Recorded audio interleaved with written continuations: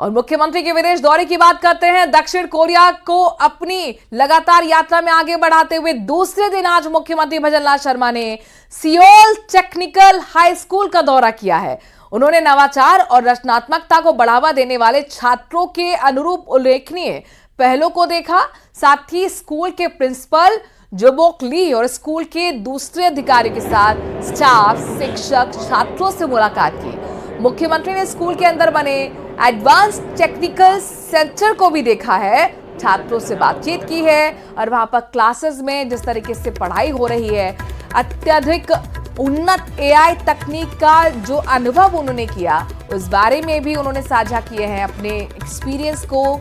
AI तकनीक जो कि लगातार इस वक्त दुनिया में आगे बढ़ रही है, उस तकनीक पर हर कंपनी काम करने की कोशिश कर रही है। उस अत्यधिक उन्नत एआई तकनीक का भी अनुभव किया। इस मौके पर उन्होंने कहा कि कौशल विकास पर ध्यान केंद्रित करना बहुत अच्छा है और इससे लोगों को रोजगार पाने, अच्छी नौकरी पाने में काफी हद तक मदद मिलेगी।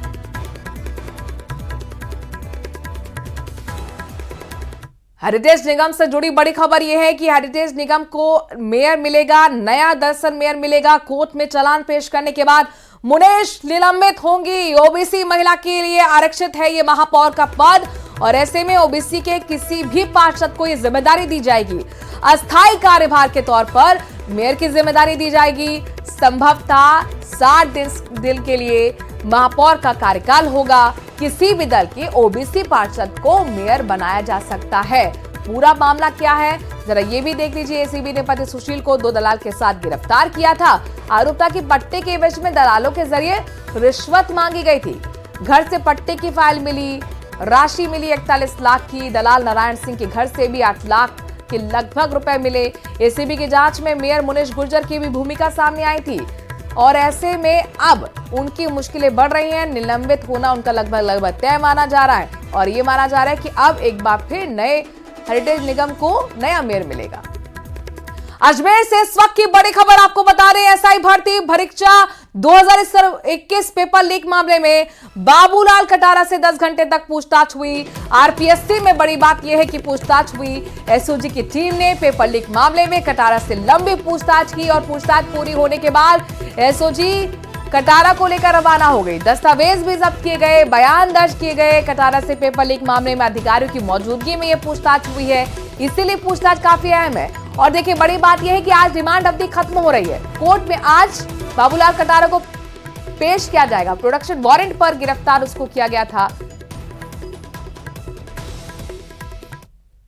तो ठीक से बता पाएंगे वो, परंतु हमारा जो काम था वो काम यही था कि उनका जो इन्वेस्टिगेशन है उसमें जो भी लीगली मदद उनको करनी है और जो उनका पुराने बाबूलाल कटारा थे उनकी अलमारी भी थी यहाँ जो सील थी, तो उस अलमारी को भी उन्होंने खोल करके उन डॉक्यूमेंट्स को भी उन्होंने। और इसी खबर से जुड़ी बड़ी खबर जयपुर से भी है। पेपर लीक के पापियों की आज कोर्ट में पेशी होनी है। एसआई पेपर लीक मामले में आज आरोपियों की पेशी होगी। पूर्व आरपीएस सदस्य बाबूलाल कटारा की चुकी रिमांड पूरी हो रही है। इसके साथ साथ पूर्व आरपीएस का सदस्य रामूराम रायका की भी रिमांड आज पूरी हो रही है। वहीं 5 ट्रेनी सब इंस्पेक्टर की रिमांड आज पूरी हो रही है। तो ऐसे में 5 आरोपियों को कोर्ट में एसओजी पेश करेगी। इसमें जाहिर तौर पर यह माना जा रहा है कि रिमांड को आगे बढ़ाने की मांग एसओजी की टीम कर सकती है, क्योंकि कई बड़े राज खुलने की तैयारी में एसओजी है। जो पूछताछ लंबी इन 5 से हुई, जो आरपीएससी के दोनों पूर्व सदस्य से हुई, माना जा रहा है कि बहुत बड़ी कड़ी की तरफ आगे बढ़ती हुई टीम नजर आ रही है। चलिए खबरों में आगे बढ़ते हैं। एसआई भर्ती के लिए हुई परीक्षा के पेपर लीक मामले में एसओजी लगातार एक्शन ले रही है। अब तक आपको बताया कि 67 से ज्यादा लोगों की गिरफ्तारी एसओजी की टीम कर चुकी है और अब इसकी जांच के तार चिड़ावा से लेकर जोधपुर तक जुड़ गए हैं।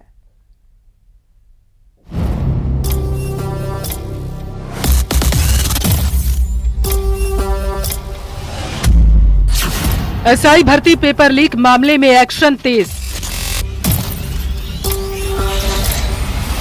एसओजी ने आरोपियों के घर से बरामद की डायरियां। डायरी में पैसों के लेन देन का जिक्र।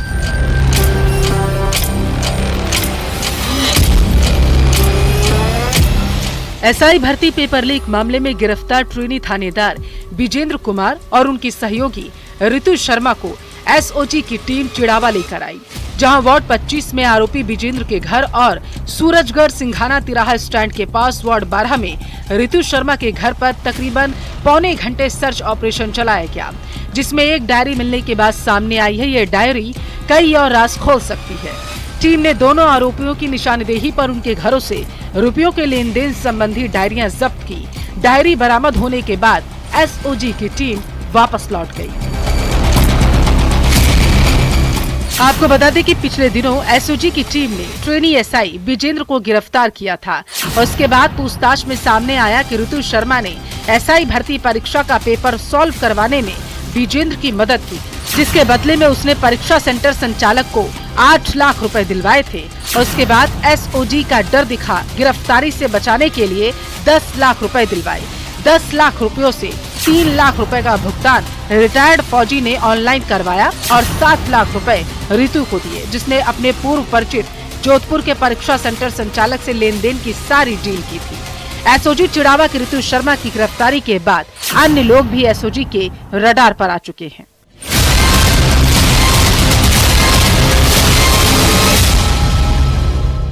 एसआई भर्ती पेपर लीक मामले में एसओजी की जांच में लगातार नए खुलासे हो रहे हैं। एसओजी की टीम ने गत दिनों ट्रेनी एसआई विजेंद्र सिंह को गिरफ्तार किया था और पूछताछ में ऋतु शर्मा का नाम आया था। उन्होंने जोधपुर में पेपर सोल्व करवाने में विजेंद्र सिंह की मदद की थी।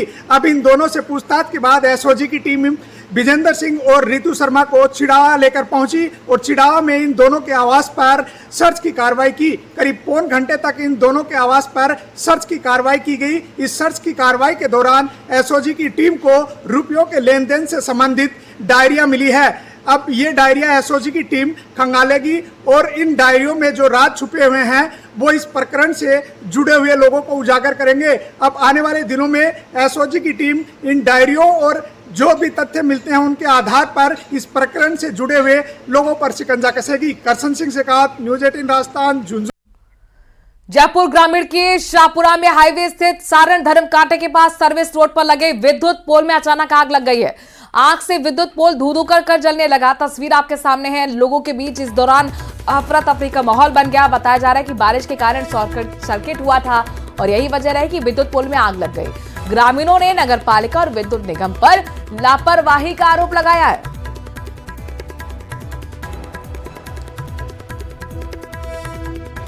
खबर कोटा से है, जहां पर रिश्वत के एक मामले में चेचर तहसीलदार की मुश्किलें बढ़ सकती हैं। एसीबी की टीम ने तहसीलदार से पूछताछ शुरू की है।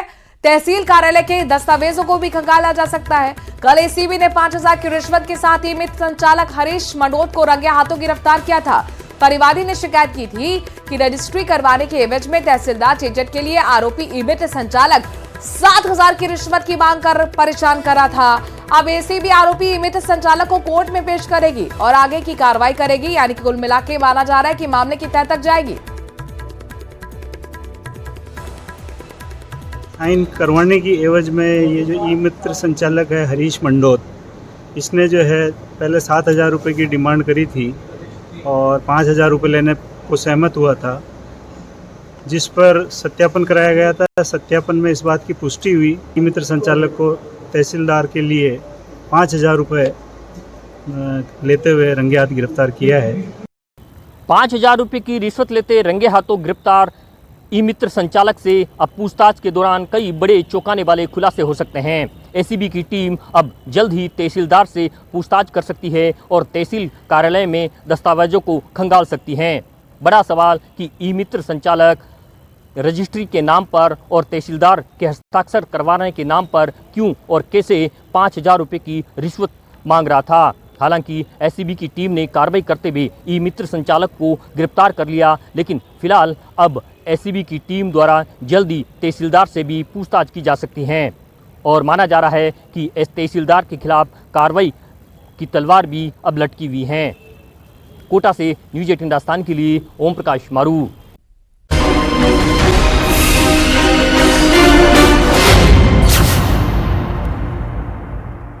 अजमेर में सराधना बांगर ग्राम के पास मालगाड़ी को डिरेल करने की साजिश रची गई है। रेलवे ट्रैक पर 70 किलो वजनी सीमेंट के ब्लॉक लगाकर मालगाड़ी को पलटने की कोशिश की गई।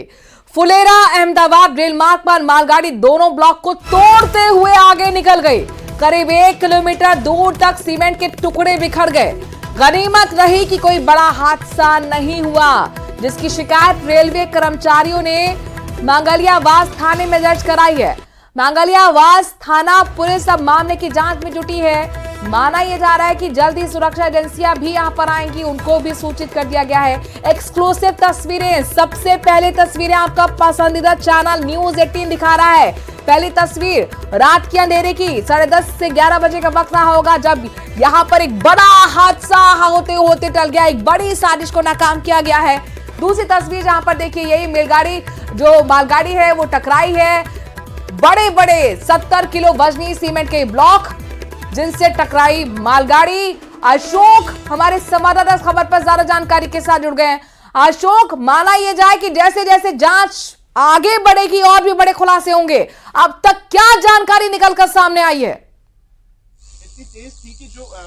बिल्कुल, न्यूज 18 की टीम ग्राउंड जीरो पर पहुंच गई है जहां पर हादसा हुआ था। उस पॉइंट पर हम मौजूद हैं। आप देखेंगे वही ट्रैक है जो फुलेरा से अहमदाबाद, इसी ट्रैक पर जो है ये हादसा हुआ था। और अब जो है इसमें जांच एजेंसियां भी जुटी है, साथ साथ जो आरपीएफ की टीम है वो भी यहां पर आ गई है। और आपको बताएं, सबसे पहले तस्वीर हम दिखा रहे हैं, ये वही ब्लॉक है जिसको उठाकर जो है ट्रैक पर डाला गया था। इसी तरह का दूसरा ब्लॉक जो आपको दिखाऊंगा मैं दूसरे साइड में मौजूद है। ये वो ब्लॉक है जिस तरह का ब्लॉक उधर रखा हुआ था। और इस तरह ये जो ब्लॉक है इसको जो है ट्रैक पर डालने का यहाँ पर प्रयास किया गया, ट्रैक पर रखा गया था। और ऐसे ही जो ब्लॉक है वो एक जगह नहीं 2 जगह रखे गए थे और ट्रेनें लगातार यहां पर आ रही है। ऐसे में हम ट्रैक के दूसरी तरफ जा रहे हैं। आप देखेंगे लगातार यहां से डीएफसीसी की जो ट्रेनें हैं वो गुजरती है और हादसा ना हो इसे लेकर भी लगातार समझाइश की जा रही है। अधिकारी जो हैं वो मौके पर पहुंच गए हैं। और आपको मैं दिखाना चाहूंगा, ये जो ट्रेन है ये मालवाहक जो गाड़ियां हैं डीएफसीसी कॉरिडोर से निकलती है। और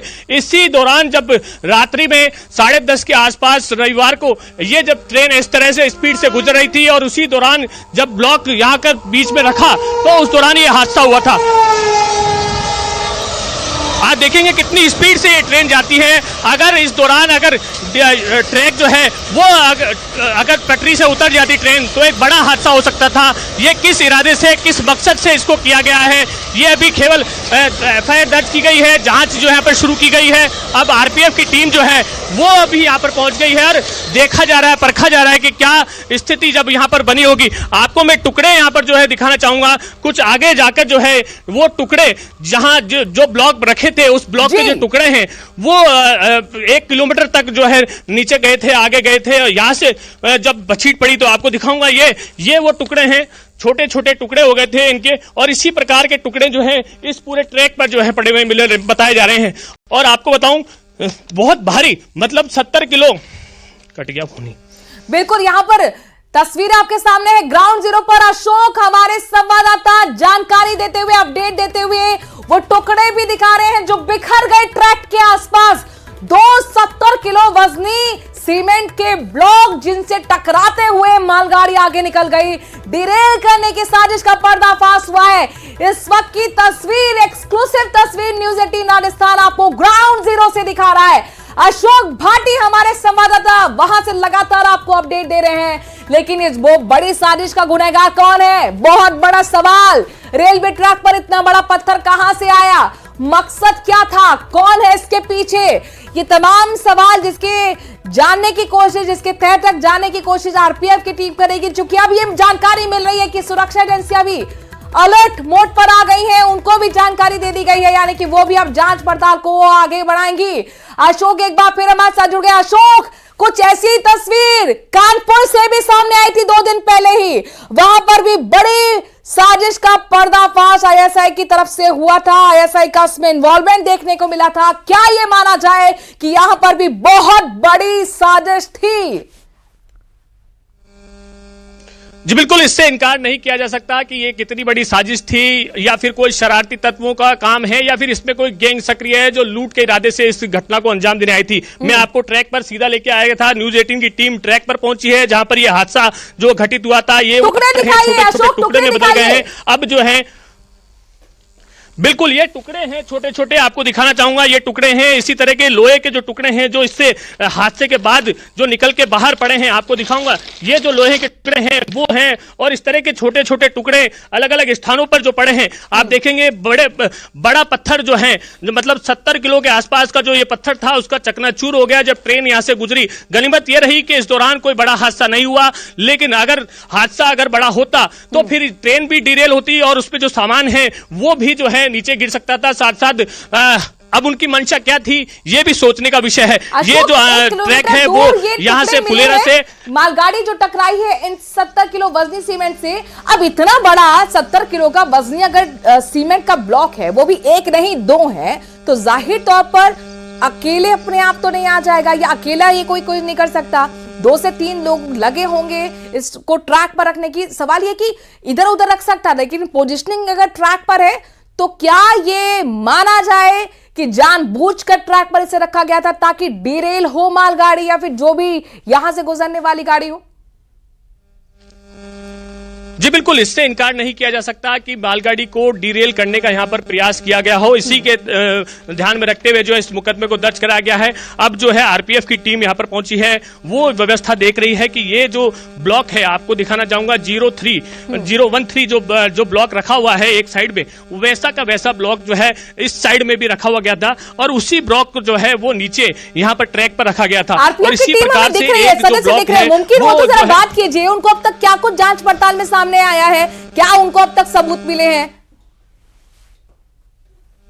जी बिल्कुल, उनसे बातचीत करने का यहाँ पर प्रयास करते हैं। क्या ये मंशा थी और किस कारण से जो है ब्लॉक, ये जो आपको ब्लॉक दिखाना चाह रहा हूं मैं, ये वो ब्लॉक है जो दूसरी साइड में भी रखा हुआ है।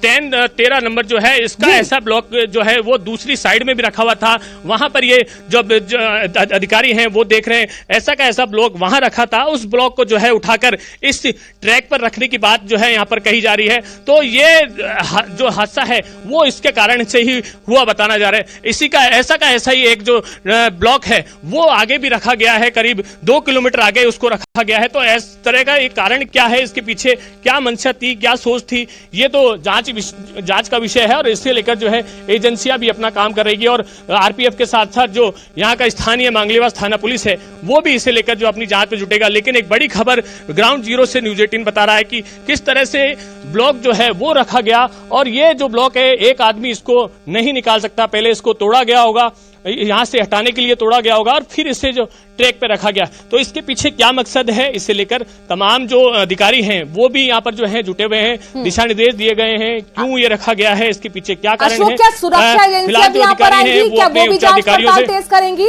या आरपीएफ अभी जांच कर रही है?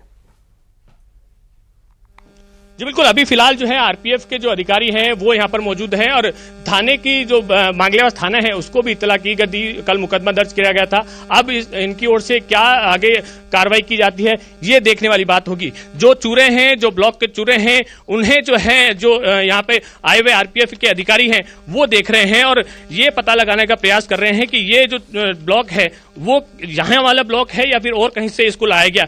क्योंकि बड़ा सवाल ये उठता है कि पीछे मकसद क्या था, ट्रेन में अंदर जो सामान था उसे लूटने का था, या फिर जो अंदर केवल डिरेल करने का था। ये तमाम चीजें जो हैं सवालों के घेरे में हैं। ऐसे में ये जो सब चीजें हैं आप देखेंगे नीचे लोहे के जो टुकड़े हैं जो ब्लॉक में लगे गए थे लोहे के, उनको यहाँ पर चेक किया जा रहा है, उनको देखा जा रहा है कि क्या कारण रहे होंगे। अधिकारी हमारे साथ हैं, उनसे जानने का प्रयास करते हैं। सर एक मिनट बात कर रहे हैं, उनसे बातचीत करने का यहाँ पे प्रयास करेंगे आपको, लेकिन तस्वीरें दिखाना चाहेंगे कि अधिकारी हैं वो यहाँ पर मॉनिटरिंग कर रहे हैं, देख रहे हैं किस तरह से जो है ये ब्लॉक यहाँ पर पहुंचा। अधिकारी पहुंचे हुए हैं ग्राउंड जीरो पर, और ये जांच पड़ताल को तेज करते हुए, सबूत जुटाने की कोशिश करते हुए, समझने की कोशिश करते हुए कि सीमेंट ब्लॉक रखने के पीछे आतंकी साजिश तो नहीं है। चूंकि आईएसआई का हाथ भी सामने आया था, कानपुर में एलपीजी का सिलेंडर को टकराते हुए एक्सप्रेस वहां से रवाना हो गई थी, और यह माना गया था कि एक बहुत बड़ी साजिश जिसको नाकाम कर दिया गया था।